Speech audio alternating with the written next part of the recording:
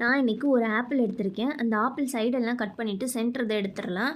இப்போ இந்த ஆப்பிளை குட்டி குட்டி பீசஸாக கட் பண்ணிவிட்டு ஒரு மிக்சர் ஜாரில் போட்டு அது கூடவே ஒரு முட்டை, ஒரு 1/2 கப் சுகரு, ஒரு 1/4 கப் அளவுக்கு ஆயில், இப்போ இது எல்லாத்தையுமே நல்லா ஃபைன் பேஸ்ட் மாதிரி நல்லா அரைச்சி எடுத்துக்கலாம் இந்த மாதிரி. இப்போ இதை ஒரு பவுலுக்கு மாற்றிட்டு இது கூட 1 கப் மைதா மாவு, ஒரு 1/2 டீஸ்பூன் அளவுக்கு பேக்கிங் சோடா, 1/2 டீஸ்பூன் அளவுக்கு வெனிலா எசன்ஸ் போட்டு இது எல்லாத்தையும் கெட்டி இல்லாமல் நல்லா மிக்ஸ் பண்ணிக்கலாம். இந்த மாதிரி மிக்ஸ் பண்ணி வச்சுட்டு இப்போ ஒரு பவுல் எடுத்துகிட்டு அதில் நெய் தடவிக்கலாம் ஃபுல்லாக. இப்போ அதில் நம்ம மிக்ஸ் பண்ணி வச்சுருக்க ஆப்பிள் இதை அதில் ஊற்றிக்கலாம்.